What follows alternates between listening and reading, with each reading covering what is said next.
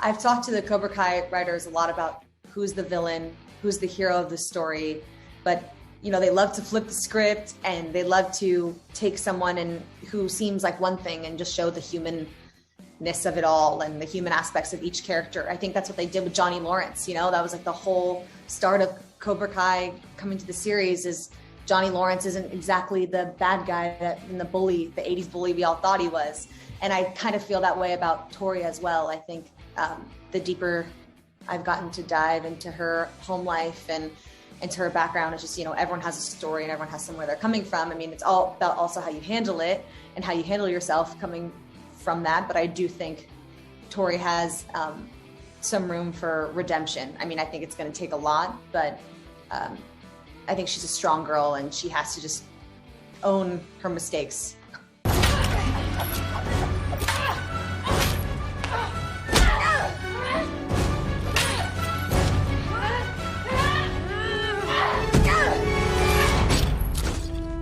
I am not afraid of you.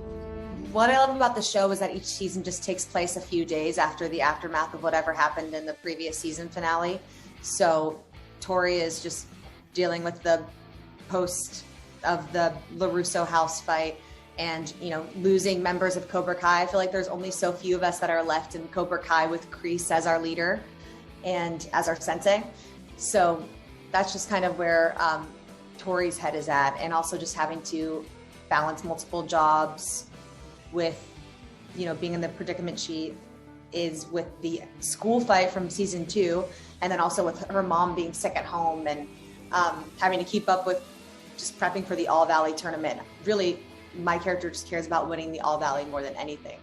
It is a wild dynamic between all of us, between the co-stars of Cobra Kai. I just think we have, even between Mary Mauser, who plays Sam, and I, we have to hate each other and go at each other. And I mean, Tory has come close to, she goes far when she fights. And it's that weird feeling of them calling cut and then immediately just breaking down the fight or what happened, making sure everyone's okay. And it's an interesting dynamic to balance, for sure.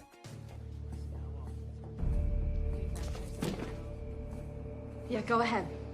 They'll send you straight back to juvie. Tory definitely does play on Robbie's insecurities, and she, feels like she can see right through him and does try to, I think, manipulate him into coming into Cobra Kai.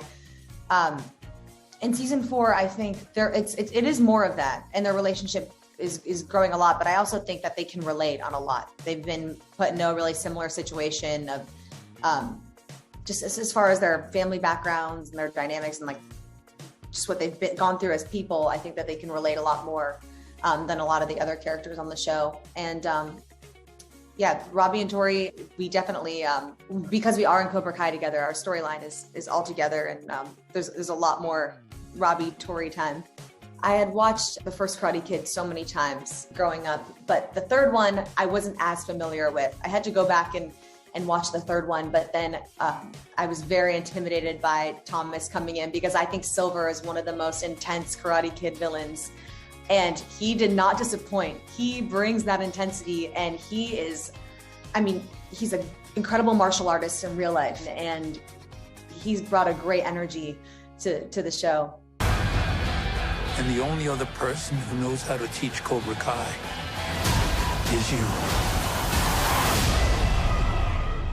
Now we're talking. You miss this, don't you? Silver coming into season 4 has been interesting because he definitely, when he steps into a room, you feel it. And him coming in as another sensei into the Cobra Kai dojo has been something that Tory isn't necessarily sure of. And Tory's not very eager to accept him.